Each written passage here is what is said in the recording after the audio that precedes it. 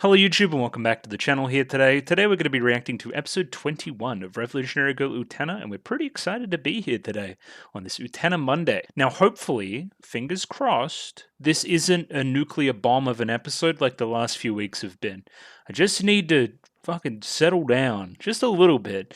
The show's been blowing me away again and again and again. I think it would be a good pacing move to have an episode that is a little bit quieter. From the preview, it seems like that's what we're doing. Again, we'll see with what we see today. Only doing the one in the service of doing 22 and 23. Yeah, next week, which is apparently a important couple, as well as they go together. So you should watch both at the same time, if possible, which I'm going to try to do next week. There's a poll on the channel.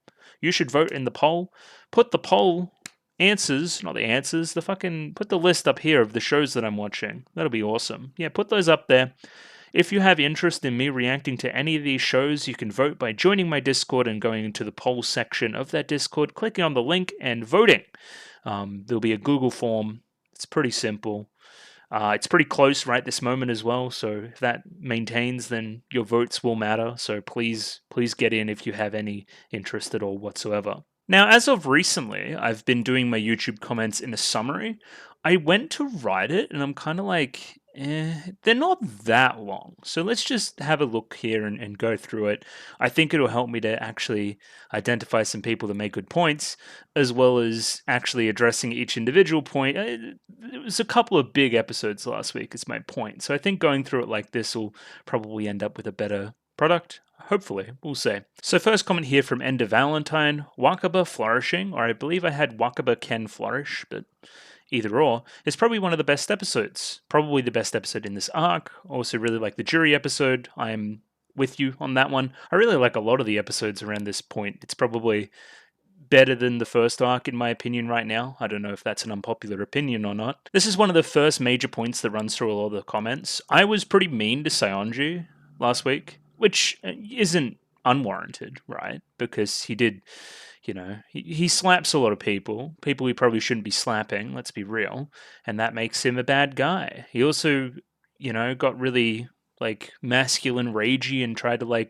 swipe and fucking kill Utena, which wasn't great. We didn't like that. And then Torga enacted his part of the plan and kind of sunned him like that. And I think a lot of the comments are correct. They say he's not outwardly going out in a vindictive way to try to use Wakaba's feelings for his own personal gain. And I'll just address it all now. A commenter says later on, I think his entire support network, family, friends, anything else, entirely consists of one middle school girl, that being Wakaba. So that's pretty bad. He doesn't have anywhere else to go, so he's just kind of here. He kind of lets go of a lot of things. Wakaba's kind of controlling information in a way, not feeding him as much about the student council and the dueling and all that kind of stuff. It helps him to get his mind off. It helps him to focus on her a little bit more, which she likes, but it helps him to not focus on this dick measuring contest as well in the duels, in the battles. So it helps him to, and he's a bit of a sweetie. Remember the diary? He kept a diary with Anshi, so it mustn't have been all that bad all the time. Is a lot of his masculine posturing performative? Potentially. It's something that considered or needed to be considered a little bit more from me last week, that, hey, he's probably a little bit more complex than just the bad guy. It's only when Mikage comes in, literally drenched in shadow, pulling him to the other side, that he changes his mind on things. So, Mikage bad, Sanji bad, but not entirely on purpose, although he's not the worst. Let's put it that way. This paragraph here goes into one of the major points that I missed from last episode. There's two major lenses that I probably should have looked at the episodes in more depth using. That being feminist. It's a pretty big one for the show overall as well as a socio-economic analysis. So with the feminist angle, you have this kind of show, this narrative construct that only values Wakaba in so much as her relationship to another guy, right? And we've talked a lot about gender and Utena specifically, and how that applies to Anshi and Utena and Anshi and other characters, and ownership and marrying people off for power and all that other stuff. That kind of comes into this as well. There's a tragedy here that she finds such value in a his and hers cup set, right? The little sheep cups. because it describes her as matching to Saionji, right? Who is the one that's important and valuable and special and all these other things, right? It is tragic that she doesn't see herself as special unless she is in something like this, right? And that's where a lot of my really emotional kind of feelings on the episode sit. It's why the end feels ultimately so hollow and sad. It's because she hasn't come out on the other side yet, is my point. And we'll get back to the economic stuff. I'll talk about that a little bit later. Speaking of tragedy, the tragedy at the end of the episode is so palpable. Utena saves Wakaba, right? Relegates her back to the role of side character, pushes her back towards the status quo. What's in the title of the show? We need some kind of revolution to get us out of this status quo potentially, because it's damaging to characters like Wakaba, even if Utena doesn't entirely think about it all the time yet. And again, just while I'm spitting, it's clearly like heading towards a thing where Utena doesn't really understand what the black roses do, right? The black roses are built on a legitimate feeling, a legitimate personal feeling that is true to an aspect of the person or the person associated. You know, their relationship. It comes from a real place. Utena is brushing it aside as some kind of cheap corruption tactic, right? Where, yeah, it exacerbates the bad sides, but there's still a side. And I don't think Utena sees that yet. And that's where her area of growth is. And just the last paragraph here, compliments and stuff. Yeah, I mean, I think this is a pretty broad subject. You can take it in a lot of different ways.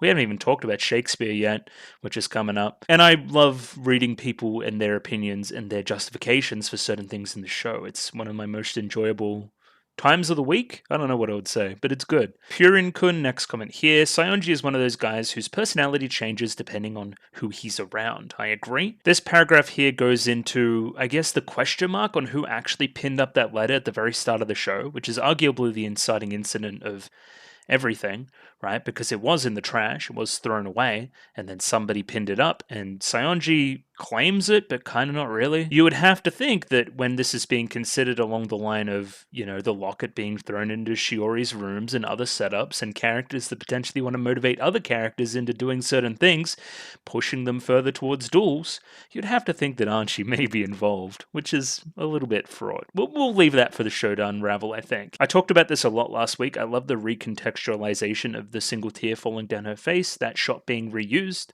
One being like a happy tear, one being a sad tear, one very similar faces, her being the same the entire time, not really changing, but her having this perception of herself that has changed. As well as the hair clip, great reveal, great everything there, very, very well done. I'm going to say JP and I me fix? Sure. I don't know about that one, but has replied here and said, yeah, this kind of like posting of the letter, this kind of psychological tactic, this kind of big brain move isn't really Saionji's forte. He's kind of fucking stupid. So, you know, he probably wasn't him. Yeah, the love letter means nothing to him. You're exactly right. That's not how he operates. B. Orphan, next comment here. And we go into a few of the production techniques used. Igarashi uses silhouettes as an indication of subjective framing, like we're only seeing one side of the picture. I remember noting a lot of different silhouettes, if I can speak, like using the sunset as the backdrop. A very idyllic, anime-esque, tropey confession, right? Very prototypical. Again, emphasizing this feeling that Utena is trying to force Wakaba, not force, but kinda, pushing her towards this relatively normal rote romance. However, neither party here, the boy, Onion Boy, or Utena see the bigger picture. We need to unravel the layer a little bit using that metaphor. And then we will compare it to Hosoda's episode 20, which is full of real locations, repetition of mundane actions, empathizing with Wakaba's daily life. These episodes work really well in tandem and contrast. There was stuff on Discord about Hosoda. I should have said it last week, I should have looked into it. Hosoda is responsible for episode 20. I better just like circle all the episodes he fucking does from now on. He just does all the good ones. Like, it's crazy. Definitely my favorite piece of Hosoda's work has taken place in Utena. It's fantastic. There you go. It's kind of terribly framed, but this is my Discord, everybody. It's very, very cool. And Joran here did some really good work mentioning Hosoda, as well as Nobuyuki Takeuchi and Yor Yoshinari of Gainax and Trigger, and the aforementioned Bakemonogatari for Takeuchi, doing some keyframe work. The fight in particular is visceral, it's exciting, it's full of emotion. I love this gif here, by the way.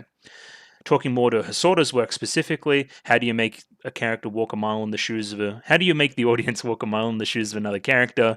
give them center frame, simple shots. Just, right on that one subject, right? A slow zoom, potentially building tension, engaging the viewer, the emotions they're actually feeling, following their day-to-day life. Again, contrast that with a lot of this stuff here, which we see in episode 19. This specifically blew my mind as well. Another specialty of Hosoda to maximize the use of a layout through length or repetition. So we see this picture of Wakaba and Sayonji, right? A lot during the episode. The sun shining in, the light being on her. We have Sayonji sitting slightly in the dark, but not entirely obscured. The lighting, despite the characters being in very similar spots, the lighting has almost entirely changed, with Mikage sitting in the dark, potentially inferring something about his nefarious motivations. Something about character placement as well, a very relaxed Sayonji here, just getting information, just chilling in the room, and then tensing up, leaning forward as Mikage enters, a so-called important character. And yeah, apparently they repeat these shots a couple times too. There's lots of good stuff here. You guys should join the Discord, it's good. We also note here that kind of girls loving bad boys or bad girls is another common trend for this series, potentially picking people that aren't all that right for each other. I'll use Sinister T's comment here as a jumping off point for a lot of the Shakespeare stuff. We kind of went into it on the Discord as well. There was a lot.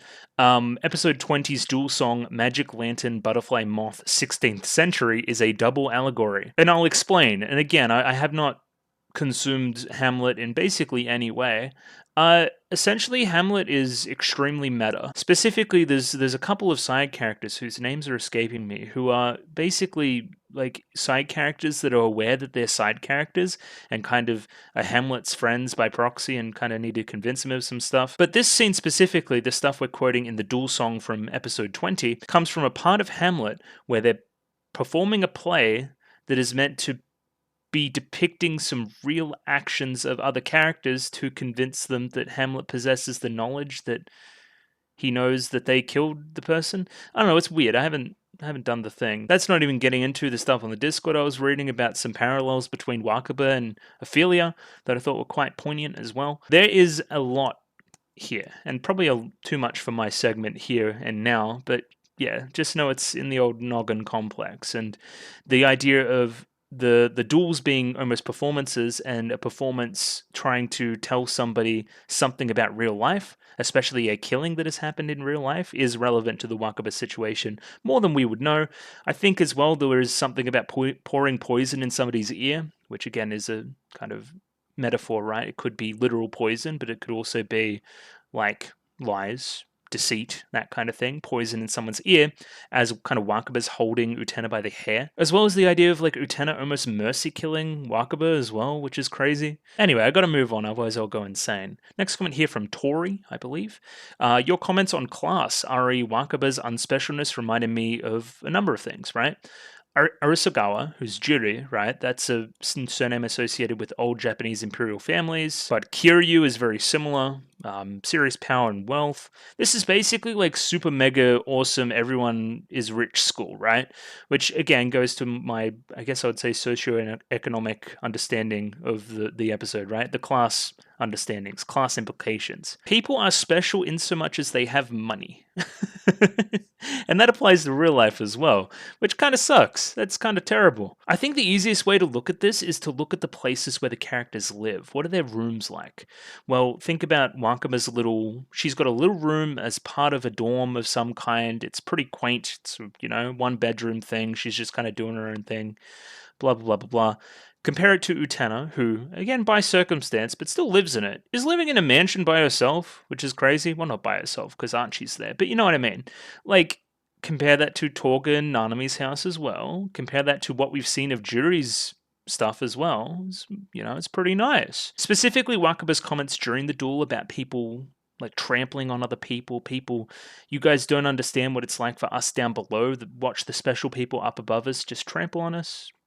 She's kind of based, I don't know. Further emphasizing this metaphor is at the very end of the episode, once Wakaba has been put back in her place again, she walks back to her little house all alone. She's also, when was the last time we saw a character do groceries, right?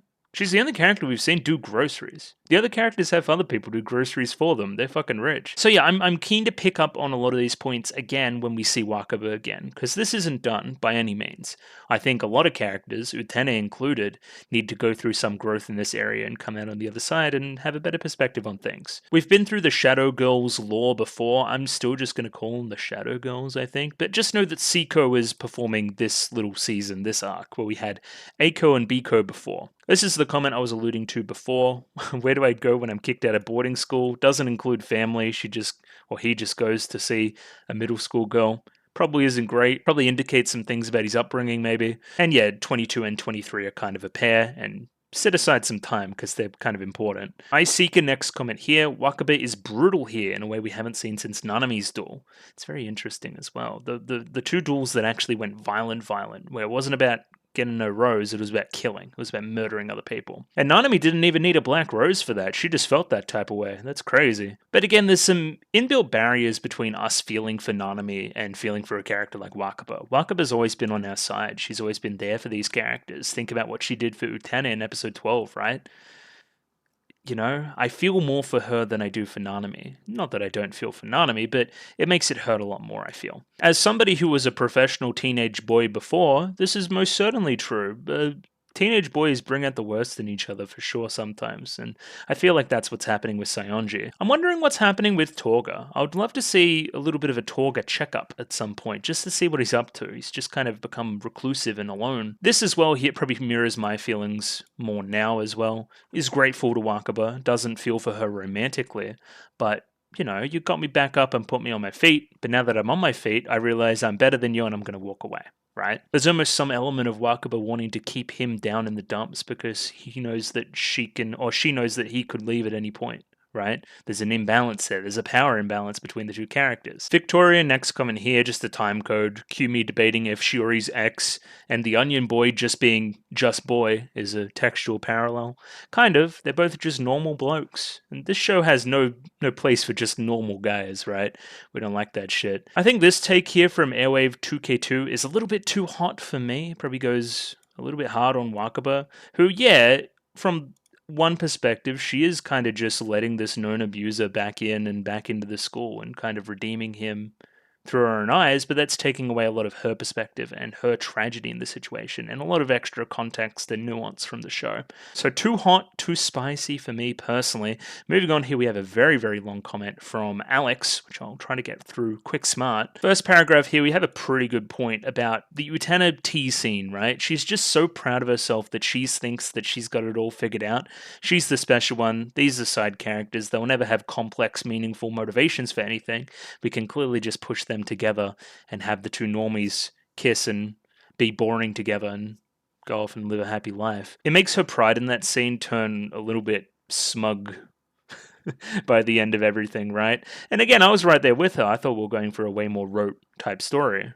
Not quite the case. There was a few interpretations behind the elevator and Onion Boy getting in the elevator, right? I don't disagree with this one, right?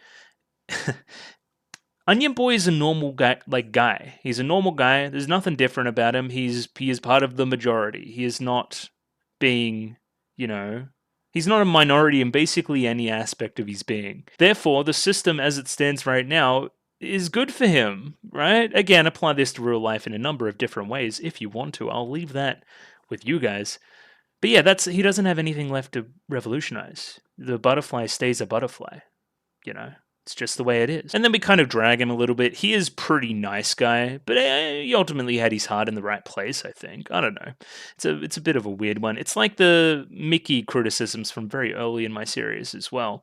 It's not 5-star, 10 out of 10, he's the best guy on the planet, but at least he's not Sayonji. Let's put it that way. Or Torga, or Mikage, or any of these creepy guys. He's at least not a creepy guy. Let's talk about Onion Boy's galaxy brain. If I am interested in Girl, I should pretend I don't know her and then try to date her best friend to get closer to her. What are you doing, man? And yeah, I am imagining Anshi, who knows a lot more than Utena knows, and the audience knows for that matter, just listening to this inane stuff and just losing her mind. Apparently, a lot of Akio's talk from earlier episodes will come off as really, really creepy later on, if it isn't already. I'm already most of the way there that it's pretty creepy. He definitely does give me some Jordan B vibes, and if you know, you know. I actually do like his comments about Silk and Heart because it's relevant for both Utena and the audience. We cannot see into Wakaba's heart. We may think we see what it is, we may see a silhouette, potentially, through the silk, but it's not the full picture, and we'll never get the full picture because we're not her. Again, putting us in the place of Utena, the audience could have figured out what was wrong with Wakaba either, but we weren't really paying that much attention, right?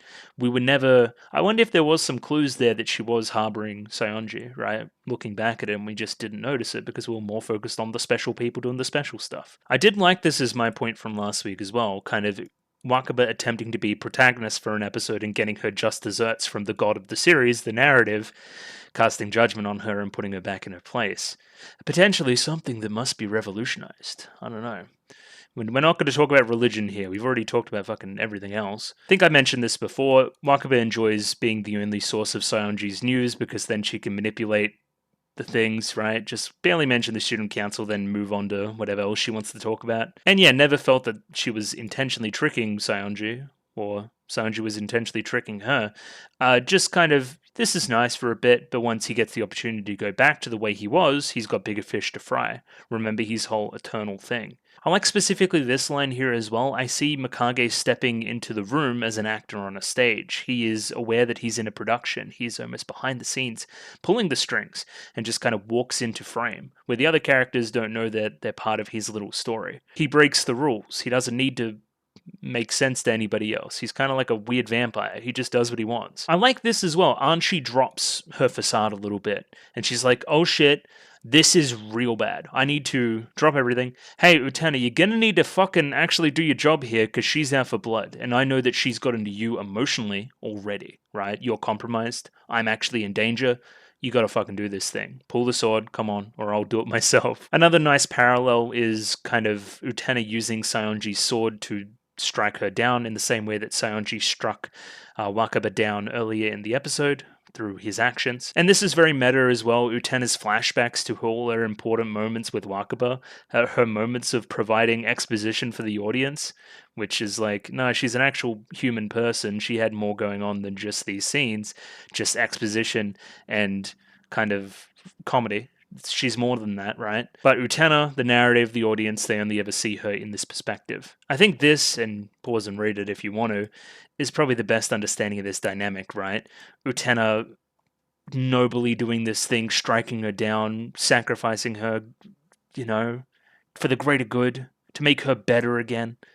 No, not entirely the case at all, and comes across as almost scummy from Utena. And I feel like, again, this will be a big thing as we continue, kind of Toga and Utena kind of associated, and then Wakaba Saionji associated. So like these two related as couples, but also kind of these two and the other two as best friends, you know? There's something in that for sure. Like striving for something that they can never hope to reach in the presence of their bestie that is just better because they've been chosen.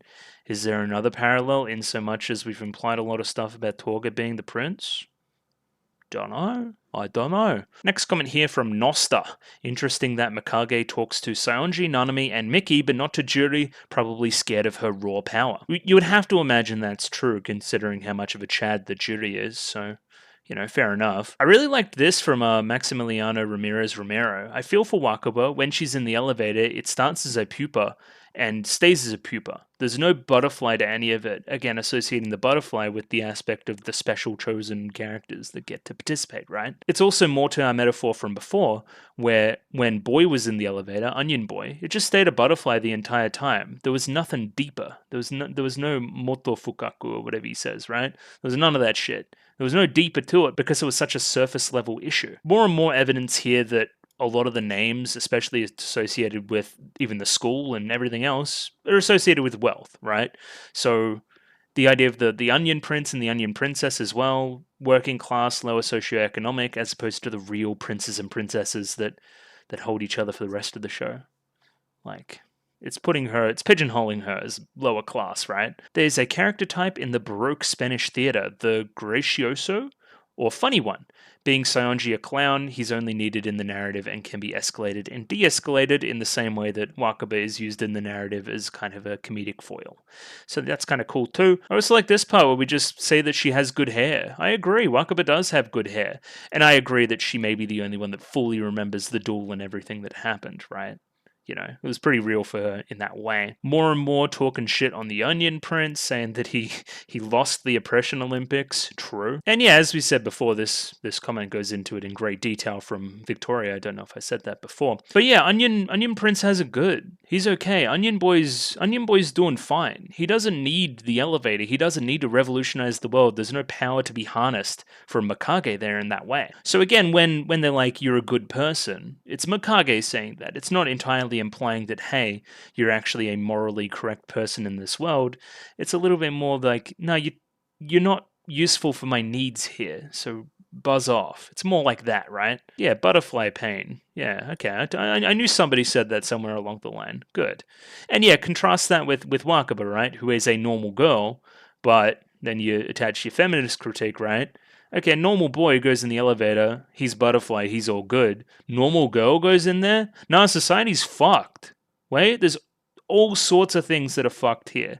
Not including all the other Wakaba-specific stuff, but there's a reason why there's been mostly girls in the elevator so far. There is some societal pressure somewhere that is forcing them to make this kind of thing. And if Utena is fighting that, even on some level, is she perpetuating the status quo? Is that good? Is that revolutionary? Not so revolutionary, Girl Utena now, are you? Utena?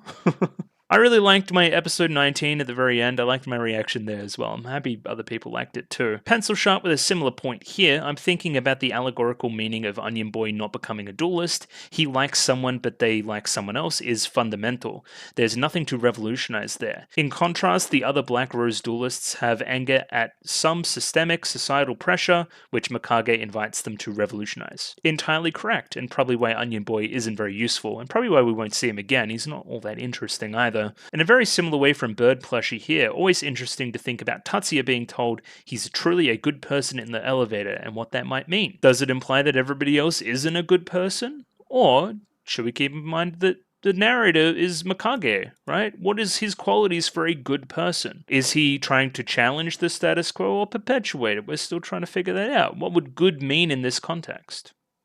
I don't know. I do not know. But yeah, will be more interesting to revisit once we know more about Mikage, his personal motivations and everything else. Seems like the system's doing okay for him, considering he's super switched on, well paid. I don't know. Seems alright.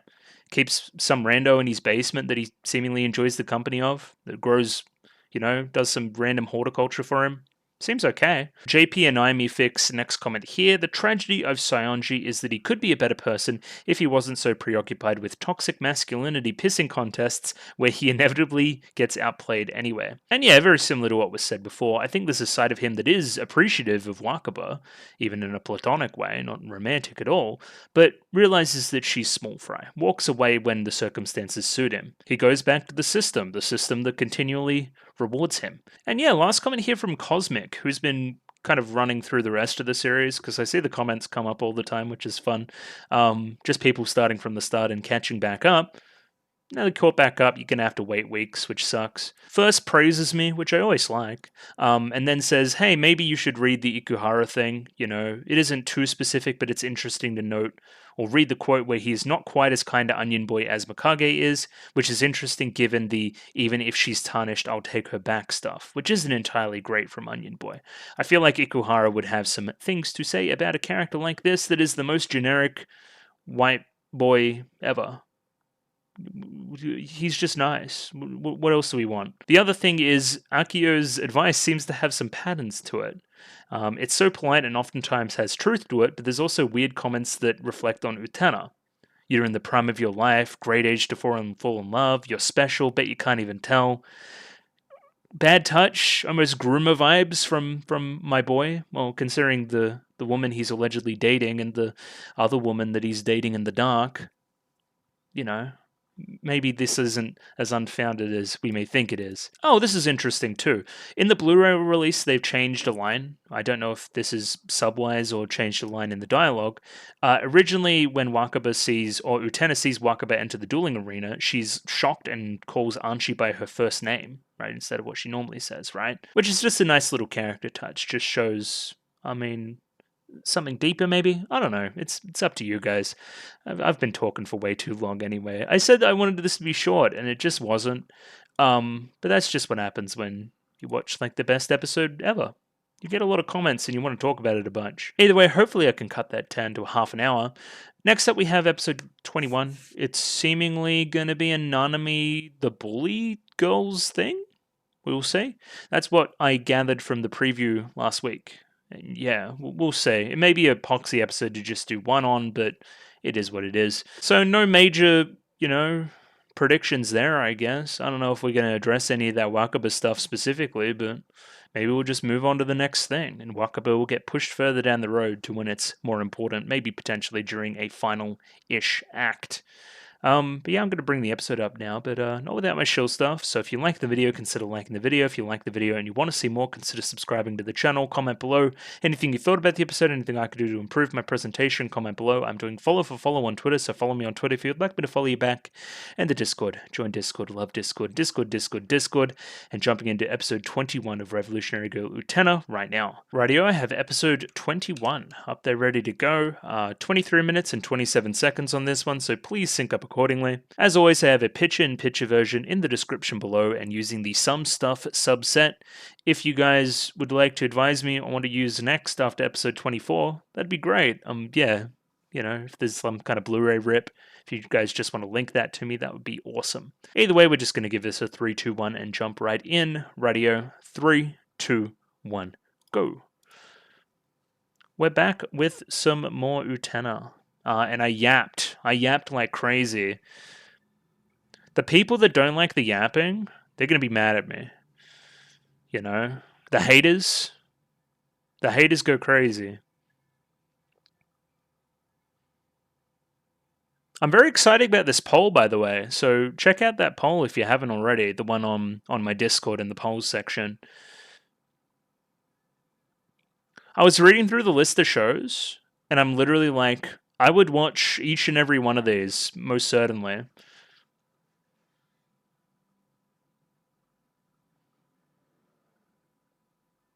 I was going to try to list them off the top of my head, but I can't remember all 10. Which maybe says something, but I don't know. It's very close. It's very close at the moment.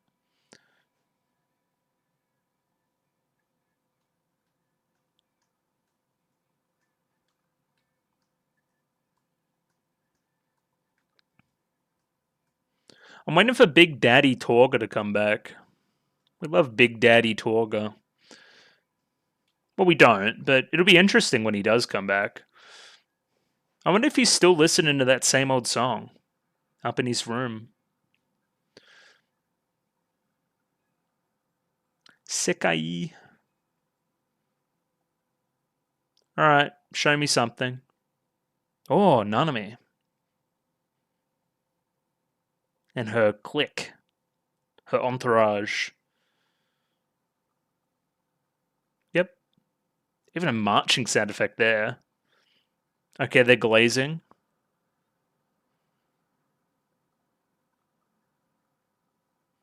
The separation? I wonder who's the pesky insects in our little metaphor here. That's funny. Mm-hmm. Yes.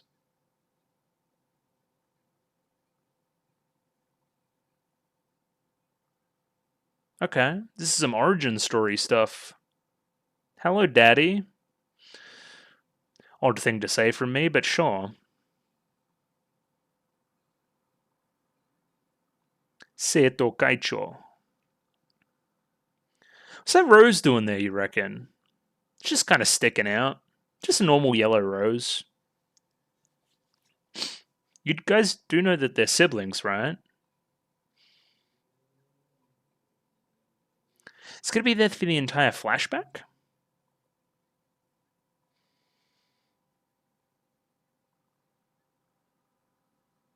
We have to be careful?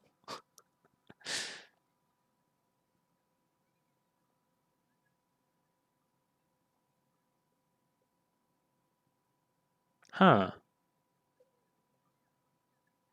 Huh. My brain just tingled. A lot of co's there. That just tickled the inside of my brain. Okay. We're throwing a big party.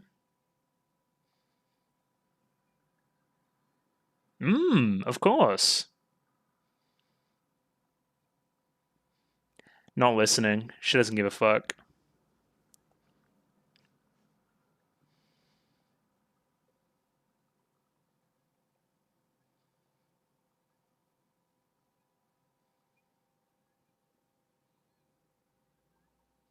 It's all coming together in my own head. You guys have no idea.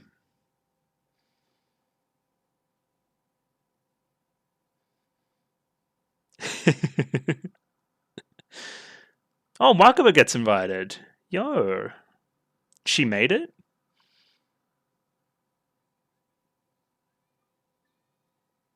Oh, everyone gets an invite. Never mind. That's pink dress.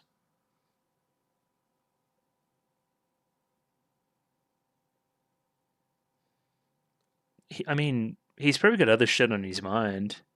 Well, so you don't want that. You may think you want that. You don't want that.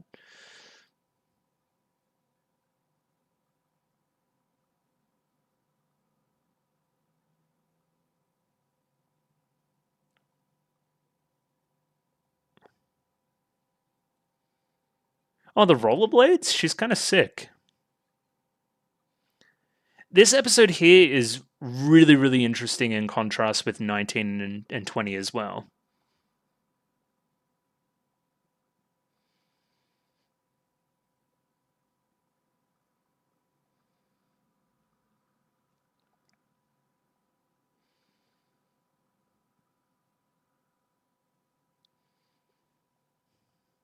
I don't think I will.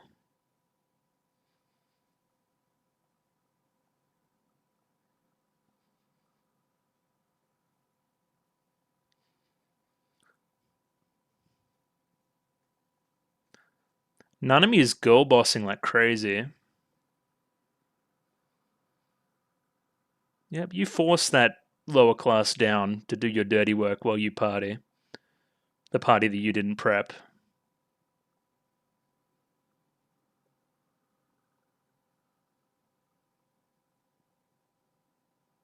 Mm-hmm.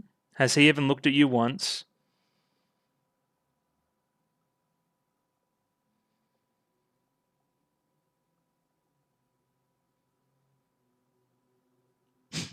Nanami's so happy.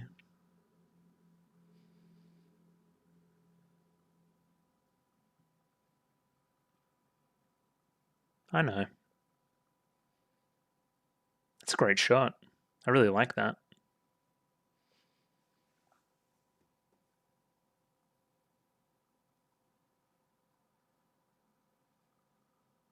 Run!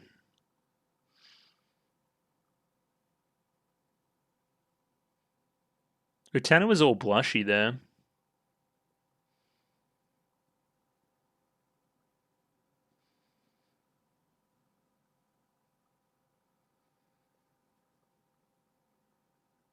It's a really interesting direction the show has gone overall.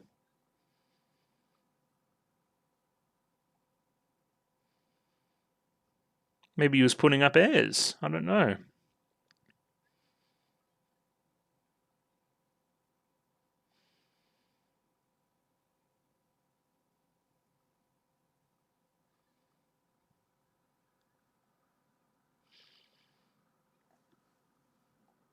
It's not sneaking around.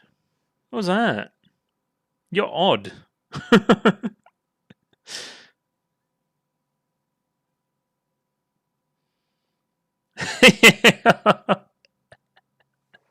You invited everybody.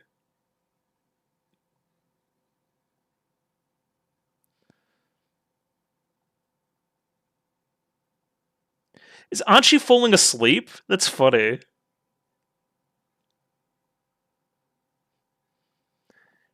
What does that mean for the girls that follow you, though? Pesky insects. I've stopped listening to her. You most certainly were asleep. Choo Choo's a little freak. Do you just fart in the sleeping bag? Bro is gross as. What are you doing?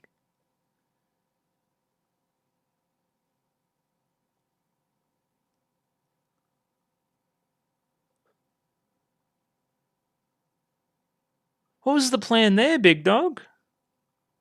Nah. Oh, ReZero reference.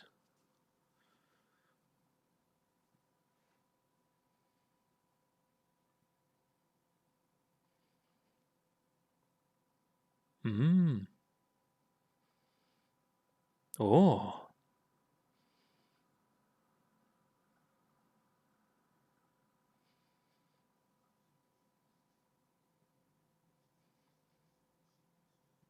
Good. Yeah. What an odd thing to say. Okay, I'm gonna leave you here all alone with your big bro. Where them glasses going? Oh.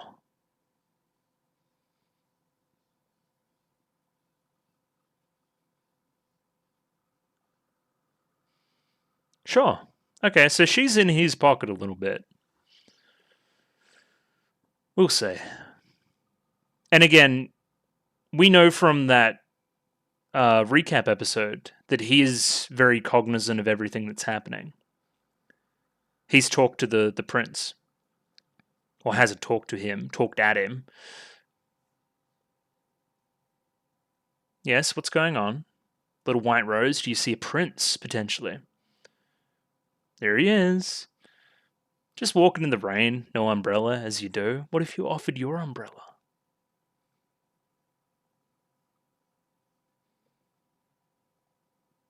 I'm getting drenched too, but it's a different thing entirely.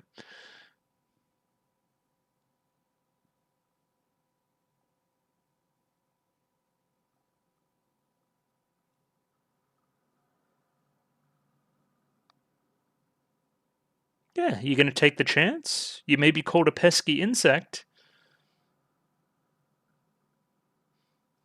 What's he looking like? How you looking, big dog? Doesn't even look her in the eye.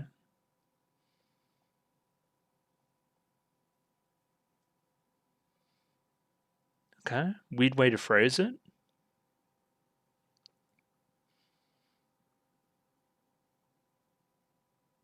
Oh, alright, you're in her bad books now.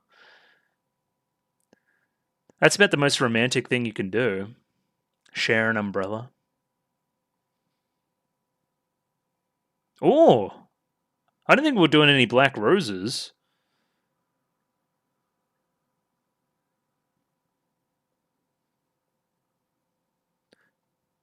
You better not have no black rose on you.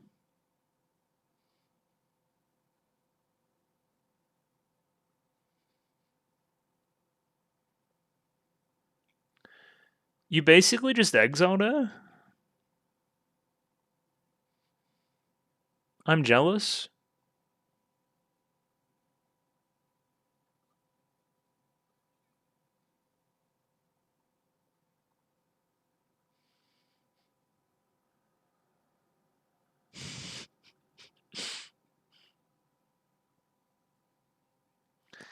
She will kill someone over it. We've seen it before. Holy fuck. Kinda into it, though.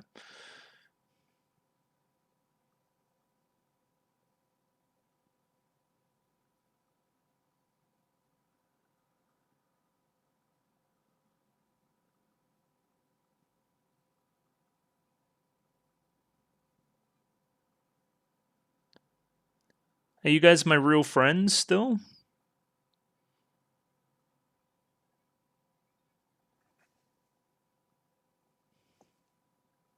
Nah, bro. Damn. Okay. This shit's unfair as fuck. Fake friends. That's crazy.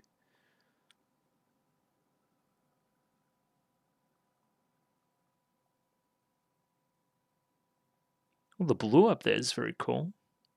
Yeah, all alone. Ostracized.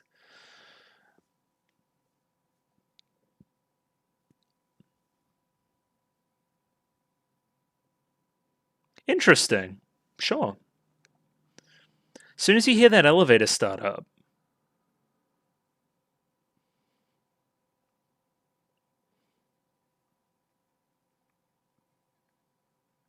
Mm-hmm.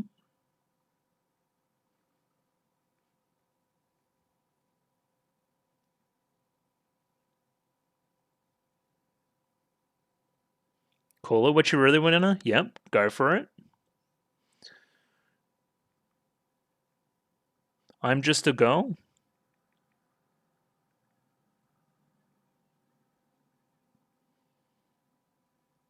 Are we going to talk about how it's her brother as well?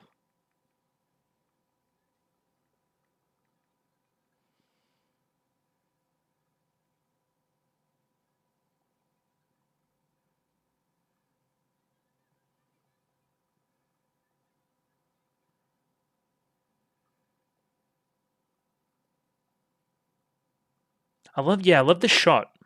Whenever we see them like fucked up in the elevator. Alright.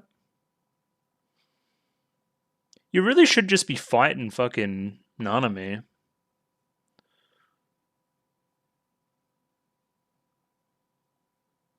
Oh, you're gonna pull his? Hey, yo.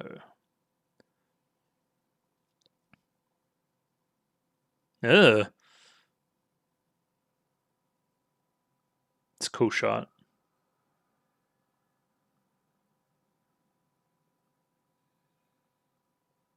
Interesting. That was like a more practical view of it. She like put her hand on his chest and then sword happened.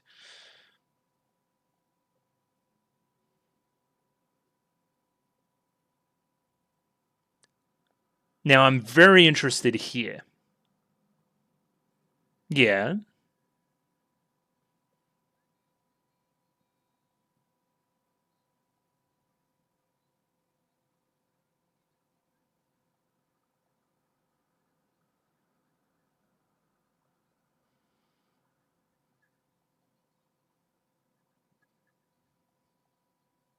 Yeah, this is the same girl doing every role.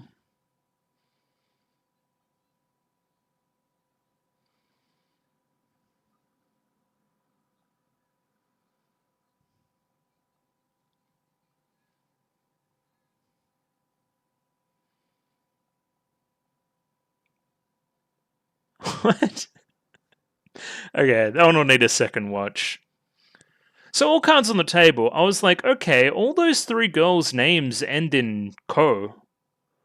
Like A-ko, B-ko, C-ko. I was like, I don't know.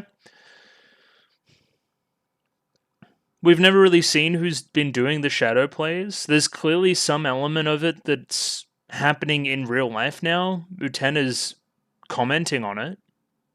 It's progressing further and further to become reality. It's expanding out and out from the first arc to the second arc that we're in right now.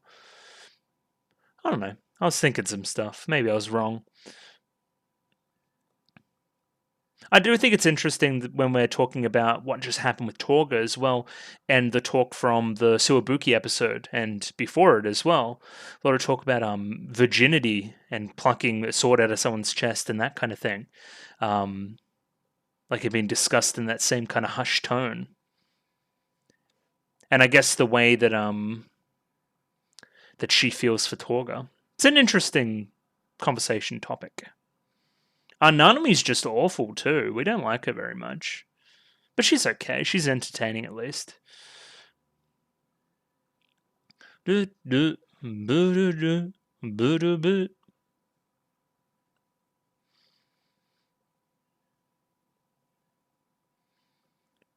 I would have bet $50 we didn't or we wouldn't have had a duel this episode. So it's interesting that I was completely wrong.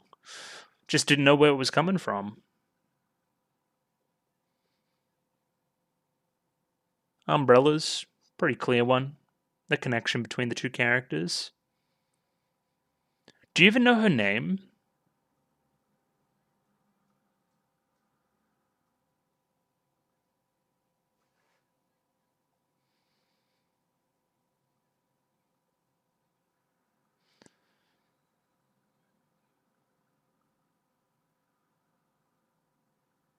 I like how Utena's like, who the fuck is this?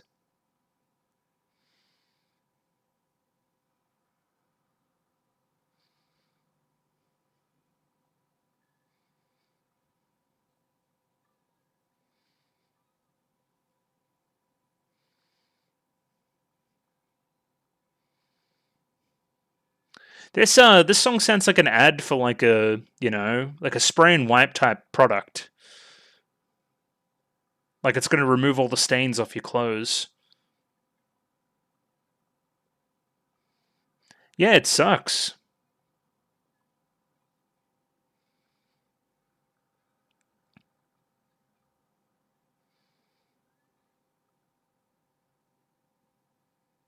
Oh, that was cool.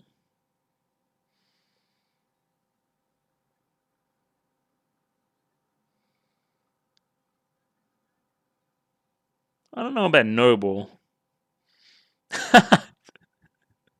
Aren't she looks so bored? That's funny. Bitch! Oh my god. Backflip?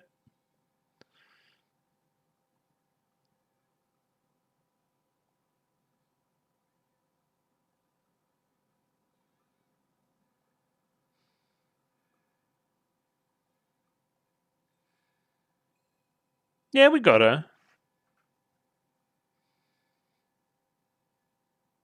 That's a cool shot. It's another one. Send her coffin to the fucking pit.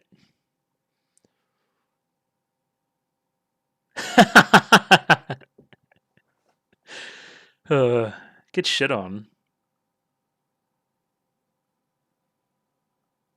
Yeah, I wonder if we could apply that to some other character we fought recently and learn some lessons.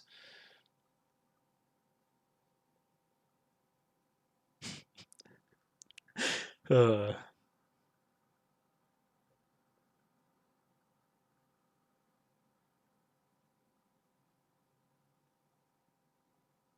Back to the status quo.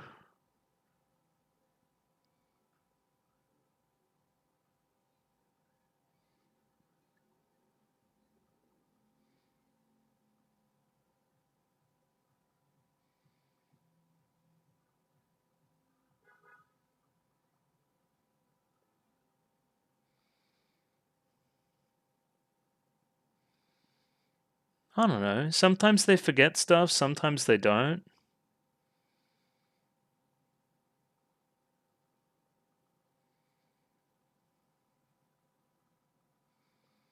Oh, what an odd thing to say, aren't you? Yeah, I mean, that's almost like a supplemental piece to the last episode too. I'm seeing it in a very similar light. I'm happy that I talked about the things I talked about at the start about social class and master servant relationships almost, and what makes one person different from another based on status and that kind of thing. Because it's very applicable to this episode for sure, for sure. Does that mean it was particularly compelling viewing? Not compared to last week, but it was still good. Particularly a few like really nice shots again. Clearly this was one they spent less budget on, like you could just tell overall. A few weird looking dudes, they're not moving as crazy. Clearly episode 20 was the baby there, was the loved child there.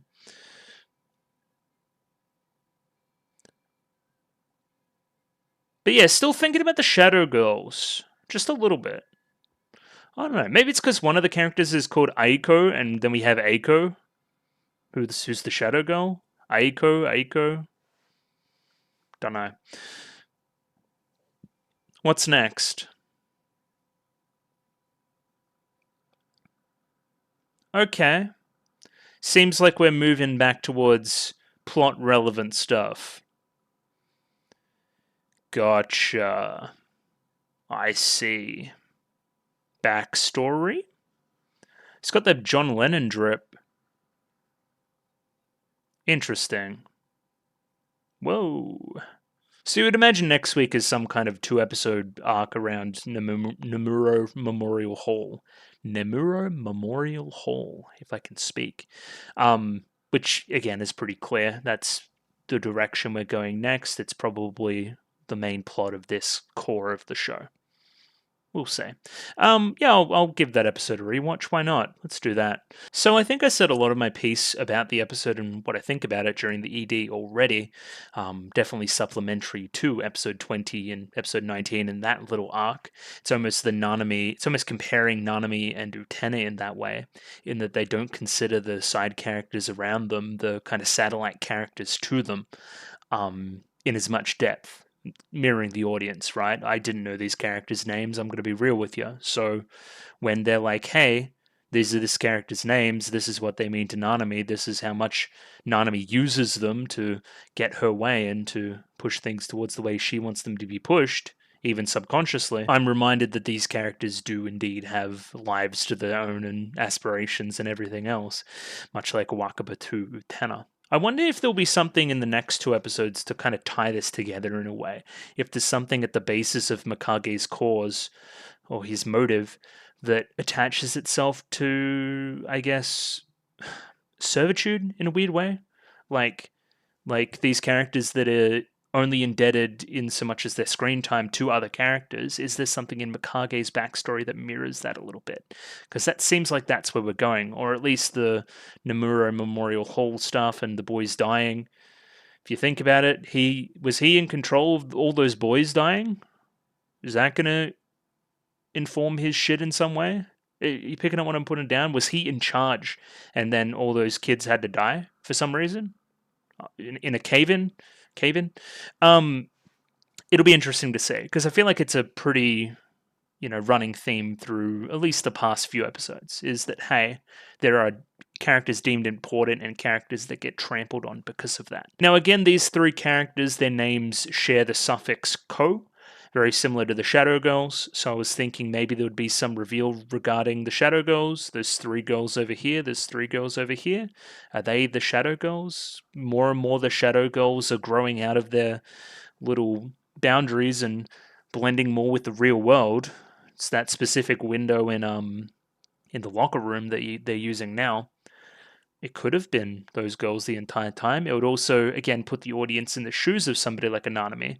These characters that have been doing something for the show this entire time that we weren't cognizant of. So I think it fits thematically. But again, I could just be talking shit. It happens quite a bit. I didn't even mean for that to rhyme, but it did. I don't know, let's watch through this thing again, see what I can gather. The first few shots we see of the episode, you can kind of see what I mean, where we're a little bit lower fidelity, I guess you would say. A few rougher sketches, that kind of thing.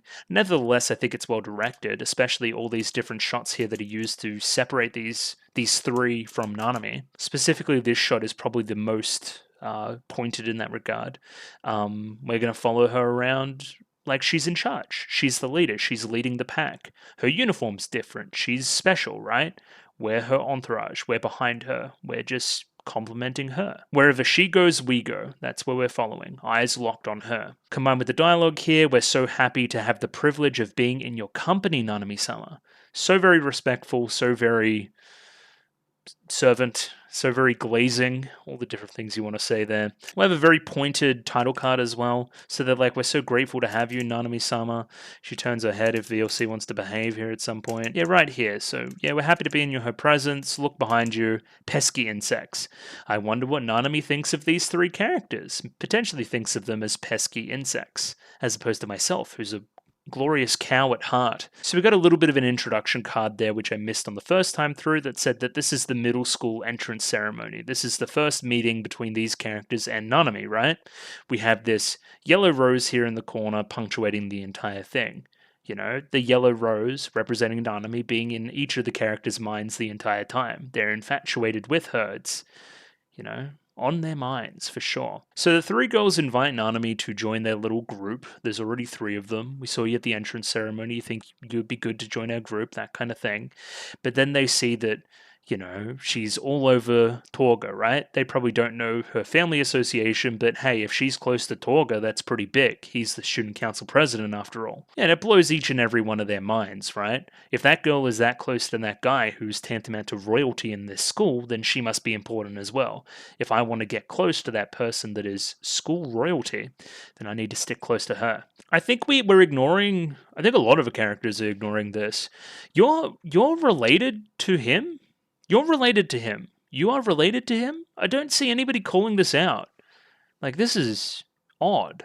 Bro-conning like crazy. Either way, we have our three Ko's here chilling in the aftermath, right? But that yellow rose is still on their minds, still permeating in the corner. And yeah, they're immediately to glazing. We're so lucky to have Nanami-sama, to have met Nanami-sama, to be in her presence. We do a lot of sequential shots of the three characters, just showing that their minds are on the same thing here.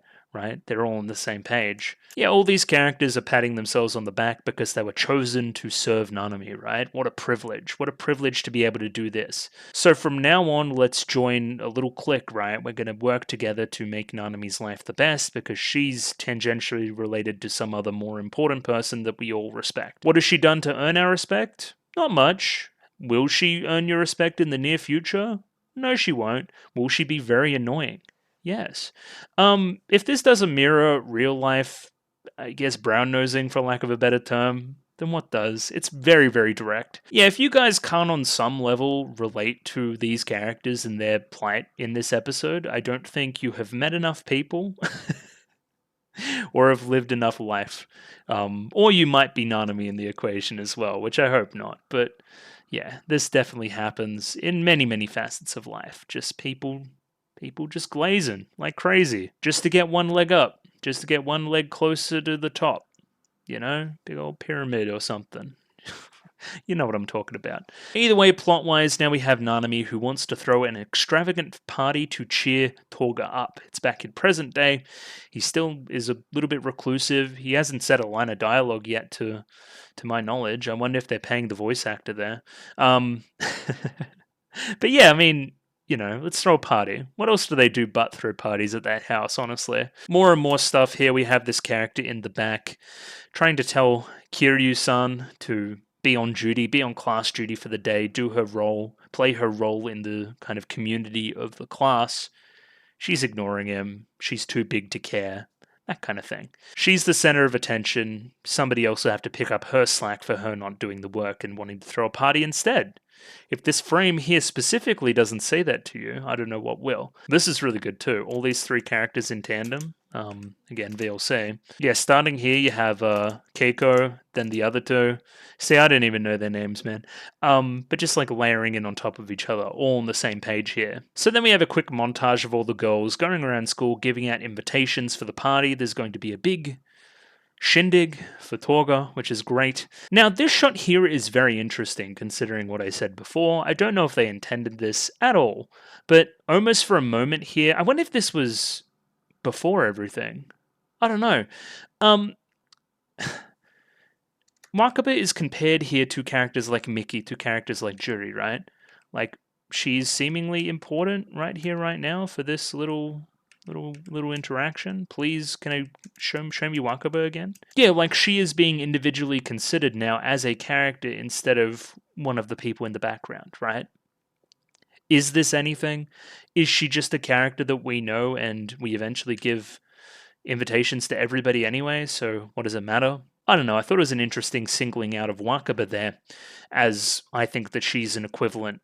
Like, if Utena is the equivalent to Nanami, then the three Ko's, the little Glaze Patrol, they're equivalent to Wakaba, right? Wakaba is to Utena as Keiko is to Nanami. That's what I think anyway. Again, much like Wakaba, we get some individual scenes for Keiko here.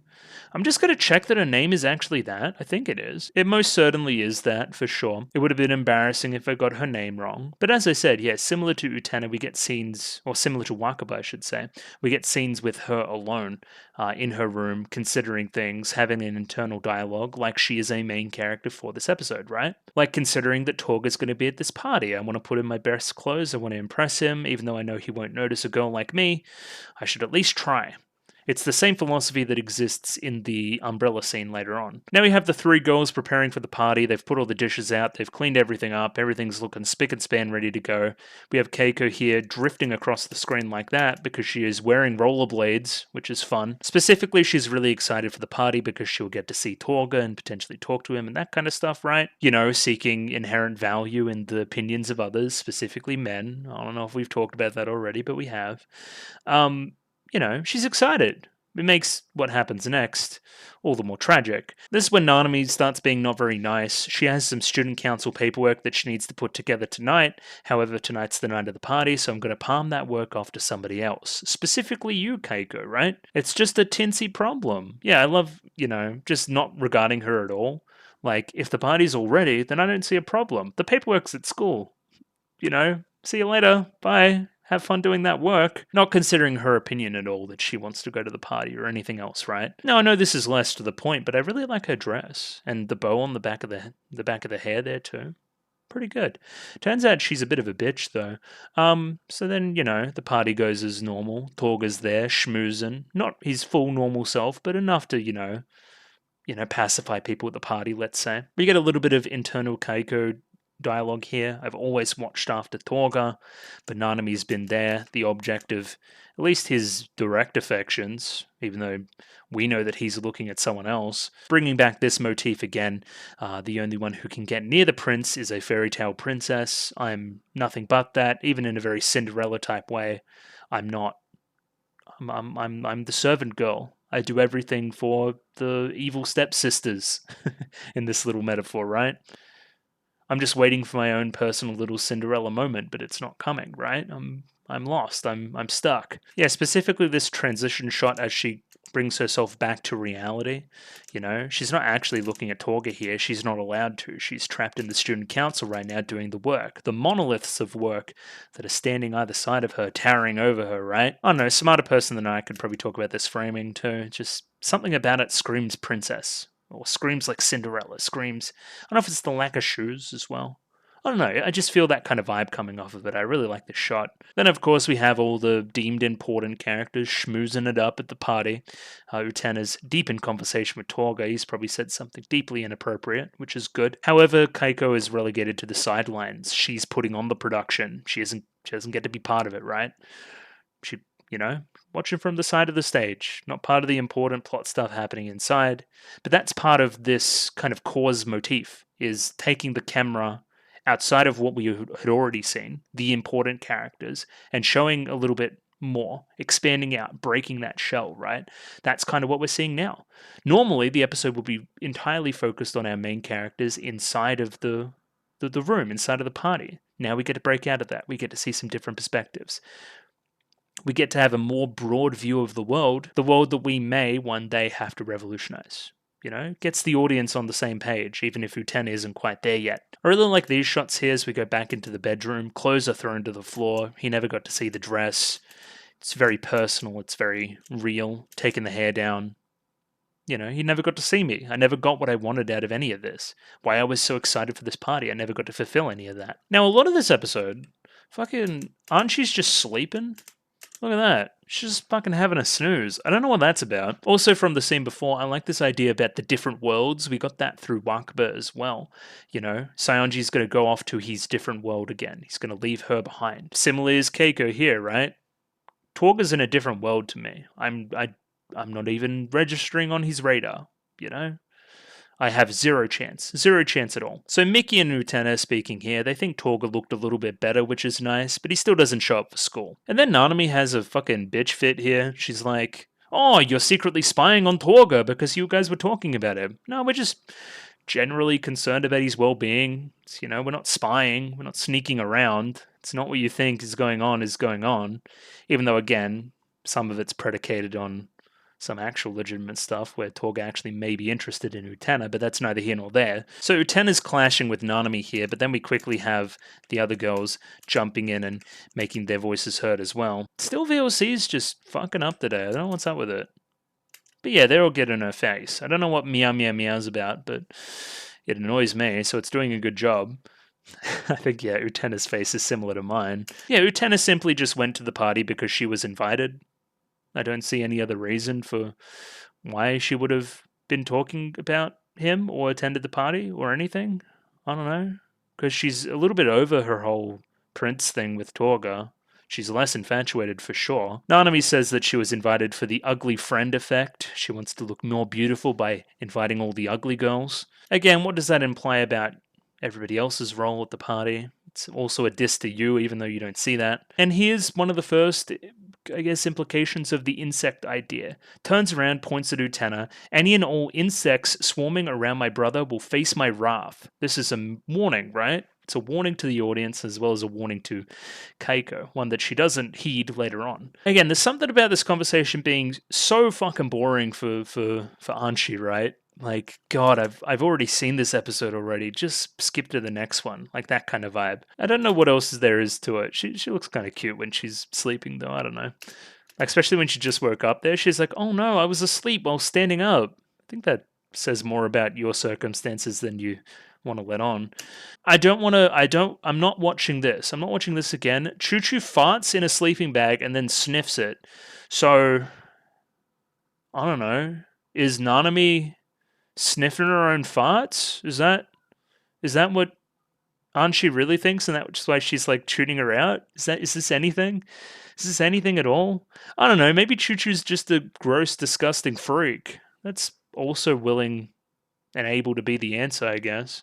I don't know. Freaked me out. This is a wildly confusing scene. We hear the elevator opening up and we see our two leads sitting on the couch in Akio's room talking about stars. We start talking about Subaru, which is a certain constellation or something. Pleiades, open star cluster. Yeah, Utena's kind of getting her Akio on by just kind of navel gazing at stars randomly. I don't know, he's probably rubbing off on her in a weird way. I don't like that. So yeah, Akio has been teaching her all about stars, right? What can we imply? Because we connect stars with the relationship between Anshi and Akio a little bit, because that's always associated with kind of star watching and star gazing. So if you're learning more and more about stars and being more and more drawn into his little orbit, is that a good thing? Is that a bad thing? I would be thinking it's a bad thing. Then he walks up, he says the winter constellations are beautiful and that friendship is beautiful. The Gemini, Castor, and Pollux are said to be faithful companions to one another. But the way you watch the stars together, you look even more beautiful than the Gemini. Okay, let me do a little bit of digging. I got a little bit of something here, I don't know. Yeah, in Greek mythology, Gemini was associated with the myth of Castor and Pollux, the children of Leda and Argonauts both. Pollux was the son of Zeus, who seduced Leda, while Castor was the son of Tyndareus, the king of Sparta and Leda's husband. Castor and Pollux were also mythologically associated with St. Elmo's fire in their role of protecting sailors. When Castor died because he was mortal, Pollux begged his father Zeus to give Castor immortality, and he did by uniting them together in the heavens. Okay, one of the two twins dying, but you two look even more beautiful than that shape. Okay, thank you, Wikipedia. Yeah, they're both part of Gemini, and Gemini means twins. You're two peas in a pod, right? More to this talk of Akio continually wanting to associate what he's doing with Anshi to what he's doing with Utena now? Did that make any sense? Like he wants something with Utena that he has with Anshi now. He wants to have her in a similar position almost. I don't know, that's about my take on it. Yeah. There's probably more there for some of you star nerds. I don't know. Something about Beetlejuice, something. Thank you, space.com. No, I think I'm okay. Either way, it follows the trend of Akio being a little bit creepy when it comes to these two, which is cool. Then I guess we have the creepiest and most telegraphed detail so far of what Akio's doing. We have Utena for some reason going down the elevator by herself. Probably Archie just said, I have to have a quick private word with my brother. It's also very interesting in this episode that's so much about Nanami and Torga, that this is the relationship that is shown between these two as well. Kind of this really subservient brother-sister type relationship. Even subservience is a theme as well, like somebody being a pawn for somebody else, in the same way that Nanami is telling Keiko to go do the work for her. Isn't Akio doing the same thing here, almost? Either way, Akio says here, is that clear, Archie? You are to continue being close to Utena-san, like Gemini, Castor, and Pollux. You're to be her twin. You're going to be right next to her, side by side. But then, of course, using the stars as an idea, very well big brother, following orders, that kind of thing. Looking up at him. Bad touch, not good. One of you being mortal, one of you being immortal, something in that. Anyway, lots to think about. I'm sure you guys have some stuff to say there as well. Either way, we come back from our little ad break there, and we have Keiko all alone in the rain with her umbrella. She has a white rose on screen. Much like the yellow one before, it permeates her mind. It's the only thing on it, right? And she's looking over at Torga, her prince, the prince that she wants. He's walking alone in the rain. It's only natural that she would walk up and offer the umbrella. She quickly gets the idea to share the umbrella, but then, you know, would a girl like me have a chance with a guy like him? Doesn't heed any of Nanami's warnings as well. But ultimately, handshaking, steadies it. I'll never have a chance like this again. I better take it while I'm here, right? Calls out to Torga. Torga never really even looks her in the eye. Basically at all the entire episode, right? That I don't look at servants eye to eye, right? So yeah, he accepts the offer from her in so much as it keeps him out of the rain, I guess, and, you know, holds the umbrella for her. You know, very romantic-like. We have Nanami peering along, doesn't like what she sees very much. Look at that. Two getting all close, all lovey-dovey, right? Some kind of pesky insect coming in on my territory. So, and then Nanami has a bitch fit about it. She goes crazy. And at that very moment, that rose is plucked as well. And Nanami is just brutal here. You're no longer, you know, welcome at any clubs. The dorm self-government association. Weird. Government, culture circles, any other groups you belong to, you were ostracized from all of them. You were essentially exiled from all social aspects of school. And yeah, this is obviously very shattering. You no longer have friends. You're not allowed to have friends. I'm punishing you because you stood next to my brother for a little bit. Definitely not unhinged behavior. Definitely not. Yeah, Nanami kind of pops the fuck off here. You were the real pesky insect the entire time. You were right around my feet. I feel betrayed. All that other stuff. Again, she's obviously in the wrong, but I'm going to tell you why anyway. One, they clearly wasn't entirely romantic, right? They were just kind of there together, you know. They were both in the rain. They were sharing an umbrella. It's not like you caught them smooching or something. So there's benefit of the doubt type stuff there. The other one is, hey, you don't own your brother. Not at all. He's not even dating you. It'd be weird if he was dating you, actually. You may think like you own him, but you don't. So Nanami sucks, but I guess we already knew that. Yeah, any and all insects swarming around my brother will be punished. Wicked insects. I'm going to completely destroy you socially. Blah blah blah blah. Yeah, and then she gets kind of, you know, she's a pariah. Is that the right word? She's alone. Nobody likes her anymore. There was a specific zoom in which was weird there. We zoomed in on her mouth when she said Keiko-san, right there. It's very direct. I was almost checking back through the episode to check if that was even her name. Is that part of the episode that, you know, Nanami didn't even know her name? I don't know. Is that going over my head a little bit? I don't think so. Either way, then we have the other two, and she gets the cold shoulder from them, essentially, right? It's all the more tragic because this crew was a crew even before middle school, right? They go way back. They, you know, kind of... They're OGs, and they're willing to throw you out just because you did bad by their leader now, right? It's all very high school. It's all very cliquey. It's all very toxic. It's terrible. They even hit her with the like full-on silent treatment. Like they don't even pay any attention to her. She's like absolutely anonymous in class now. So she already didn't have much. She took one chance at potentially being special with Torga, right? I'm relating this a lot to the Wakaba stuff. She took one step to kind of break out from her social class barriers, and she essentially got fucking ostracized by everybody else. Everybody above her and everybody in the same social circle, social status as her as well. That sucks. We are now punishing you because that punishment trickled down to us, right? And we don't want anybody breaking any norms, anybody trying to, change anything, right? So we're going to push you aside if you try to change shit. You're a radical. We don't like you. And then, yeah, we see her all alone in class, presumably on some kind of lunch break, by herself, stewing on some stuff. And then off she goes to the Mikage seminar, baby. And she admits some stuff, right? I thought that I really loved Nanami, but it turns out that isn't the case, right? The truth is that was dead wrong. I was only with Nanami so I could be close to Toga, even the tiniest bit, right? That's the reason why I put up with everything I put up with. If not for that, then who would deal with such a go deeper, right? We're gonna hear you say the word, such a selfish little, I'm just one girl, so what if I fall in love with someone? Why does a woman like her have to hold me back, building in intensity, building in drama, right? Just because she's Toga-sama's little sister, she gets to be spoiled rotten by him. Right to my face, too. She has no idea how I felt all this time. She doesn't get it. She doesn't even try to get it. Oh, no. See, I wanted to highlight that.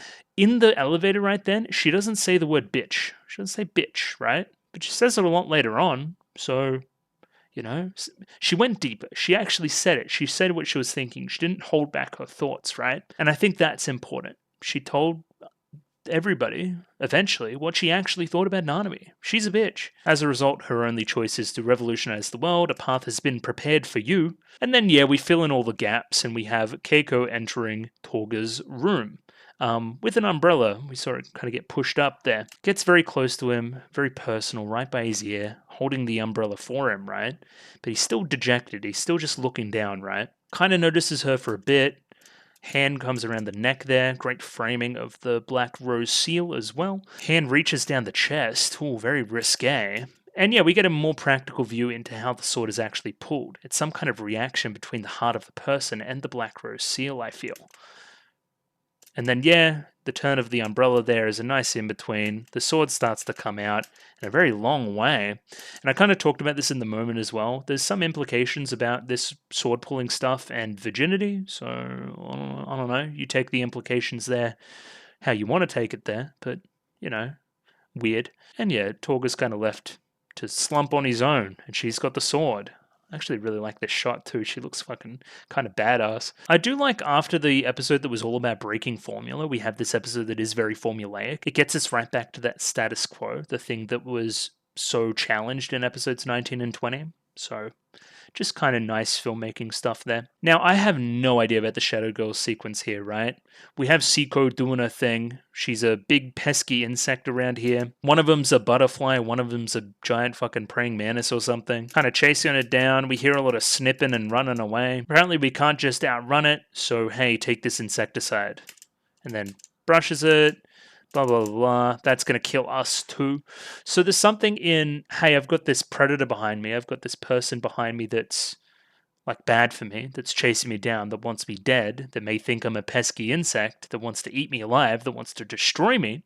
But in spraying the thing that's going to destroy them, I destroy myself in the process.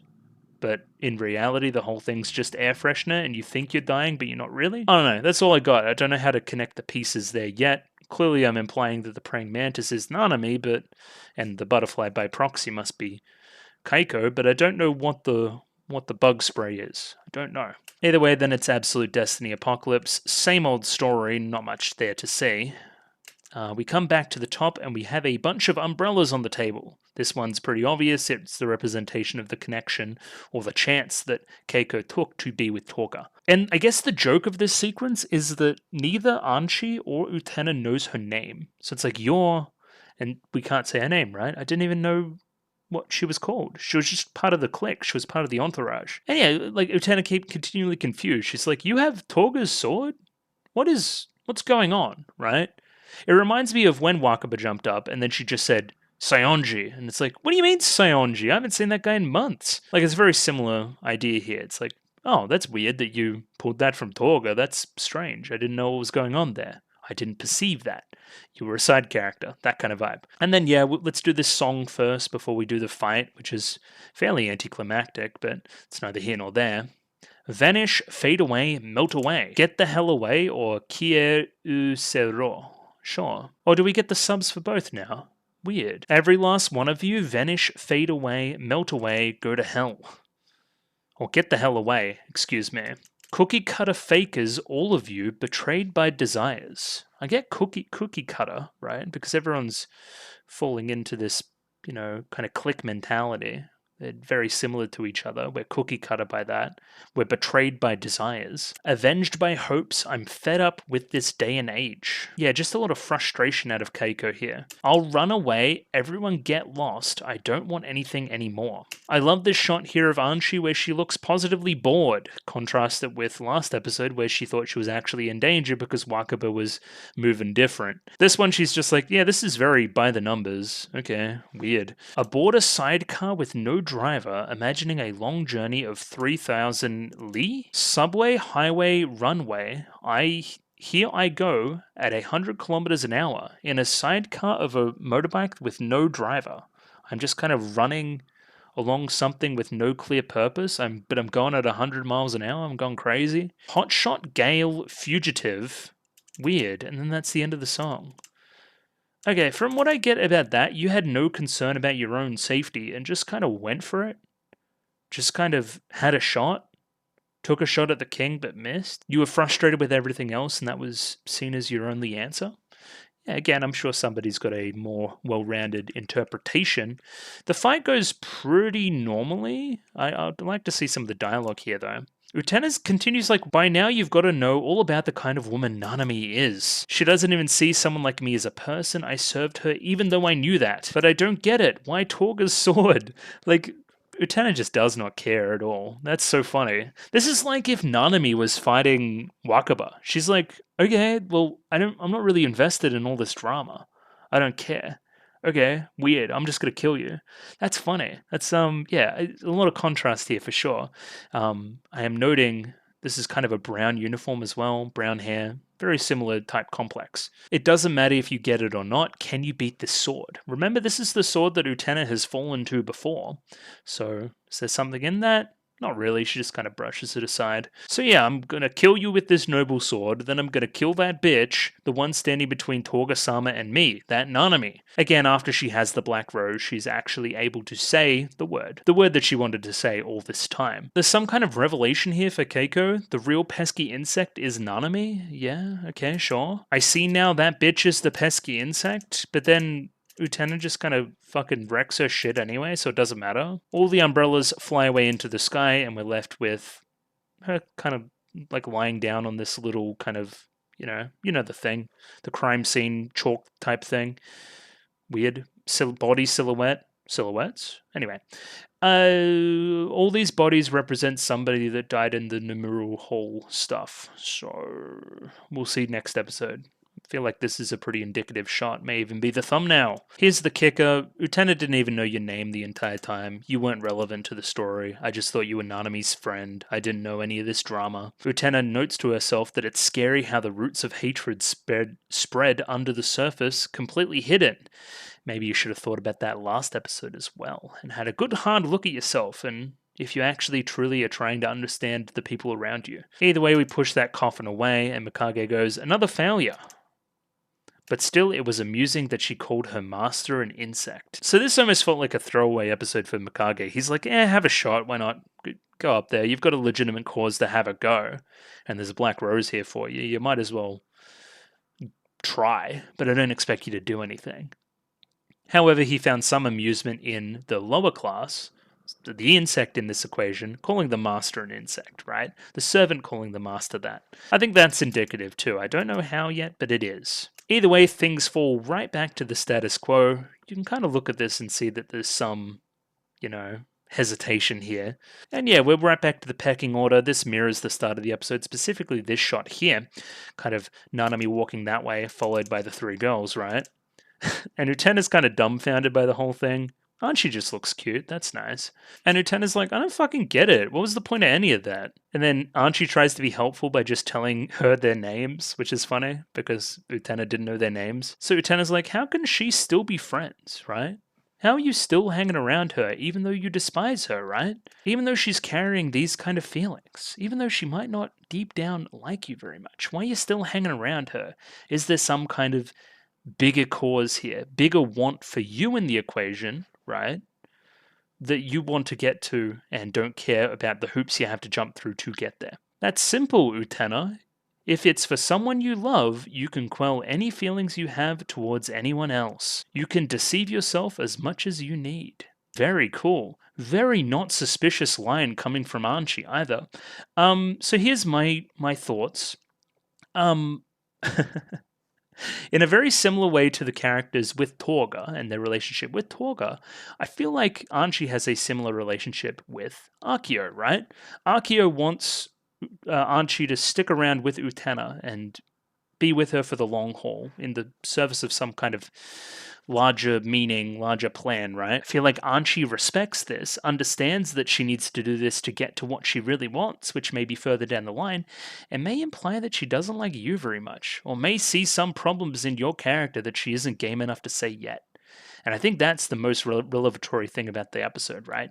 Is that this little relationship between Keiko, Torga, and Nanami could be reflected between Archie's relationship with Utena. And that she's jumping through hoops right now and doesn't really want to be doing this only for some larger, greater good that she wants further down the line. She is putting up with this to get what she wants later. I think that's the largest revelation for sure. And then, yeah, we'd kind of just get taken into the ED and we're all over. The next episode seems like pretty serious backstory type business, so we'll talk about that next episode in due time. But yeah, I mean, that was fun. I had fun watching that episode. I probably yapped for way too long too. But yeah, well constructed, a little bit cheaper, you could tell, but still, nevertheless, fitting the themes of the show very well. There's some interesting nuggets there that we kind of talked about. The Star stuff is interesting, the Akio stuff is interesting, as well as this episode in contrast with the episode before and comparing Nanami and Utena through that lens. But yeah, we'll leave it there. Next episode's apparently a biggie, or the next two, so looking forward to that. But yeah, we'll leave it there. Thanks for watching and stuff. Show stuff. If you like the video, consider liking the video. If you like the video and you want to see more, consider subscribing to the channel. Comment below anything you thought about the episode, anything I could do to improve my presentation. Comment below. I'm doing follow for follow on Twitter, so follow me on Twitter if you'd like, but I'll follow you back. And the Discord. Join that for the poll if you want to do that kind of thing with the poll. So look forward to that if you want to look forward to that. If not, I'm going to say goodbye. So goodbye. See you next time. See you next week for more Utena. Thanks for watching.